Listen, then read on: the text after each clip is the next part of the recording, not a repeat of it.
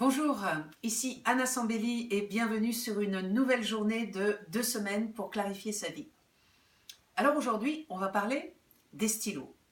Ça n'a l'air de rien, mais la façon dont on se comporte avec les stylos, eh bien, c'est peut-être une explication de comment on se comporte dans la vie avec la matière et surtout avec le manque.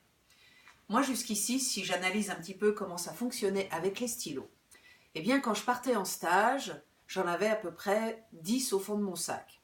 Peut-être que sur les 10, il y en avait 3 qui ne fonctionnaient pas, mais j'étais sûre que si jamais j'avais une panne de stylo, eh bien j'en avais assez pour être complètement autonome. En fait, ce que j'expliquais par mon comportement avec les stylos, c'était je suis seule au monde et si jamais il y a un souci, il faut que je puisse subvenir à mes besoins. Et donc du coup, j'ai travaillé dessus, c'est-à-dire que maintenant, j'en emmène 2, c'est-à-dire 2 qui marchent, avec s'il y en a un qui tombe en panne, j'en ai un autre. Et en fait, je me suis fait des petites mémoires à j'ai plus rien, les 2 ne fonctionnaient pas, et donc j'ai commencé à faire appel aux autres. Est-ce que tu pourrais me prêter ce que je cherchais à éviter à tout prix, c'est-à-dire d'être dans une demande par rapport aux autres. Donc ce que je vous propose par rapport au stylo, eh bien, première chose, c'est qu'il va falloir réduire. Donc sur votre table, eh bien ça suffit. Il y a des stylos, des crayons, des feutres, des ciseaux. Une petite tasse suffit. Après, surtout si vous êtes artiste, si vous aimez bien utiliser les couleurs et si vous avez vraiment besoin de stylos, moi c'était quand même mon ancienne vie, j'étais anciennement professeur des écoles. Eh bien, dans votre réserve, vous allez avoir 2 contenants. Parce que sinon, des stylos, il y en a partout.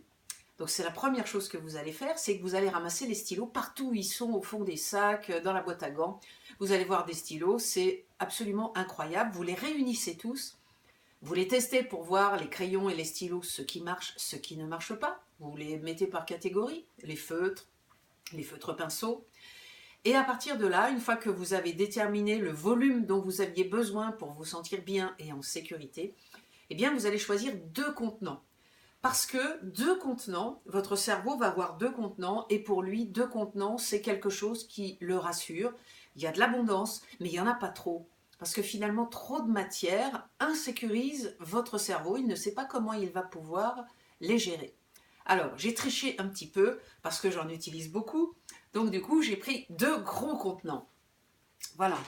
N'empêche que mon cerveau, quand il va dans le placard, il voit 2 contenants et c'est comme si c'était exactement, je dirais, la quantité qui me rassure.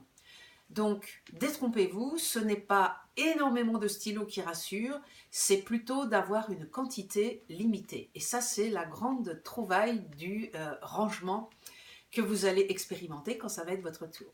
N'hésitez pas à vous abonner à ma chaîne YouTube et je vous retrouve bientôt pour la suite de ce défi.